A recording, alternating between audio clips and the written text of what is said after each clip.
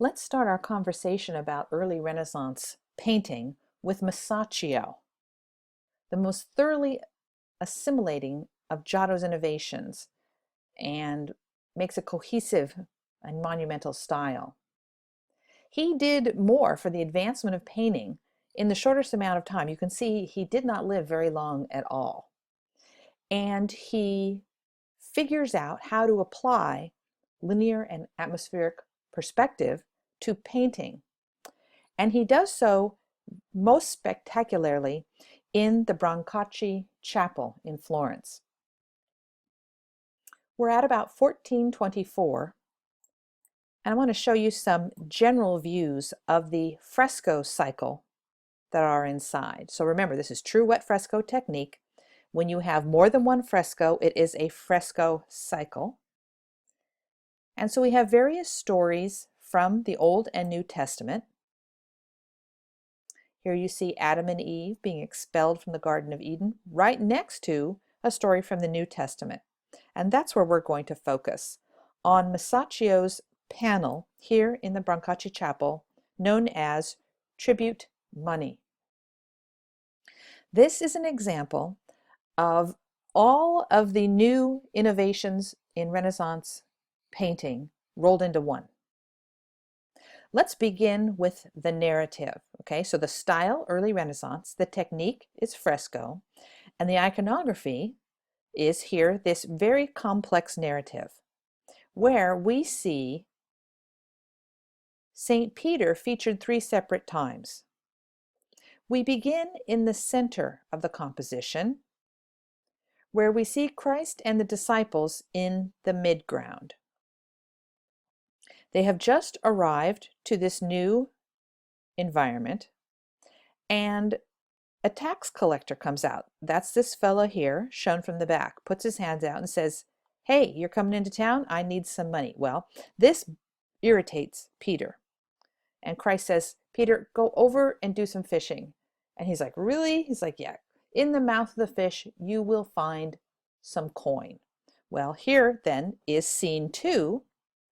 And St. Peter is very small now, so it indicates that he's in the background. And sure enough, he catches the fish and there's gold coins in the mouth of that fish.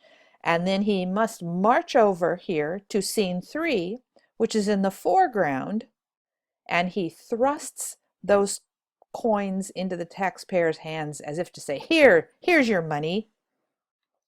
So think about it. He's showing us a multiple narrative, and he's showing us 1, 2, 3 scenes, and he makes it interesting by making the first scene in the middle, the second scene far away, and the third scene close up. Now that you've had a moment to look at this, are you able to spot the example of linear perspective? Take a look at the lines of the building, and maybe that will help. All of the orthogonals are set up at the horizon line where the earth meets the sky. And they lead us to the subject of the work, which is, of course, Christ, seen here in the center. Also, you'll notice that as the mountains curve around away from the scene, they become lighter and less sharp. Now, this is not perfect linear perspective, but it is a big change. You notice that we have an unseen light source. So we're outside. We have to make an educated guess that the light source is the sun. And can you figure out where the sun is? Well, the best way to look is for the cast shadow. Do you see the cast shadows down here amongst their legs?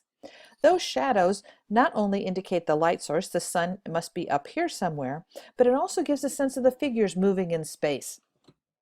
So that is very much a sophisticated gesture that we're not used to seeing. Some scholars feel that the theme of taxation might be a comment by the commissioner, which would be the Brancaccis, as to his perceived overtaxation. This is in a private home, you see. This is not in a public space.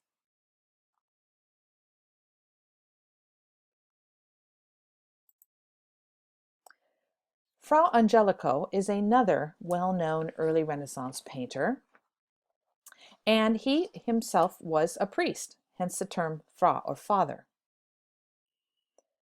Monasteries were intentionally kind of bare spaces.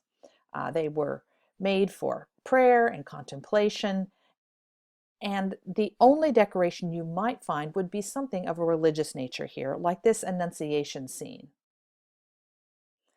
Here, Gabriel is shown with this wonderful set of feathers, feathered wings, and here is Mary kneeling with her prayer book in her hand, about to receive the message.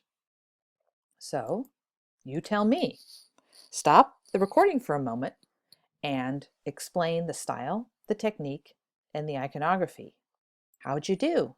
This is an early Renaissance, true wet fresco, and the iconography is that of the Annunciation.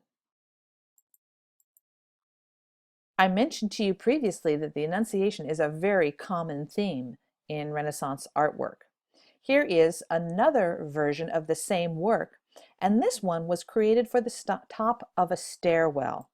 So every time the monks went up and down the stairs, they would see this image. When you take a look at a work in the place where it's meant to be, we say that it is in situ. That's Latin for in the place where it was created. So there it is at the top of the stairway inside this cloister. Here now, the Annunciation is taking place outside in a garden. And the figure of Mary is a little bit out of scale. If she were to stand up, I think she'd hit her head on the ceiling here. Look at the Roman arches and the Greek Corinthian column capitals. This is what we mean by referencing Greco-Roman antiquity. You see landscape interest here, Mary being a symbol of a walled garden, her purity then in that way.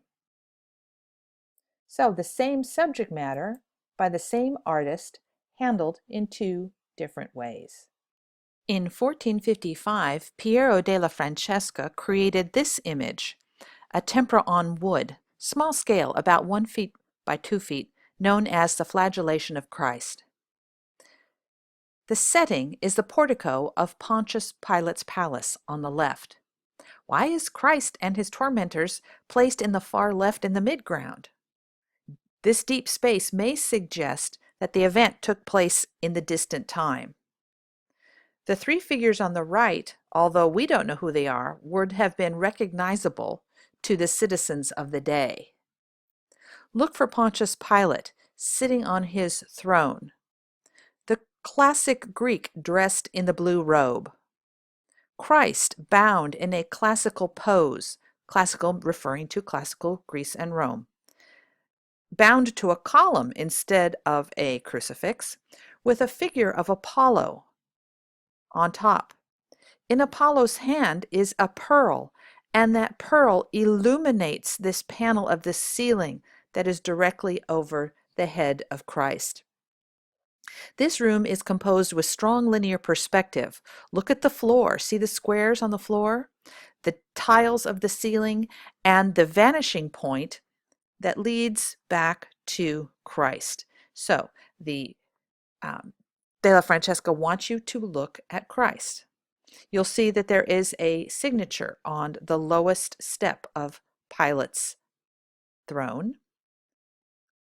This is a very unusual work because the narrative on the left seems to take a secondary role to the figures on the right, and we don't know why in particular. I've included here in the lower right an image of an ancient Roman house. This is something that would have been excavated from Pompeii, and this was nothing that Della Francesca would have access to, but you can see that they've got these columns painted into the walls and architectural features painted into the walls, and this is sort of reminiscent of what would have been a typical house at the time of the death of Christ.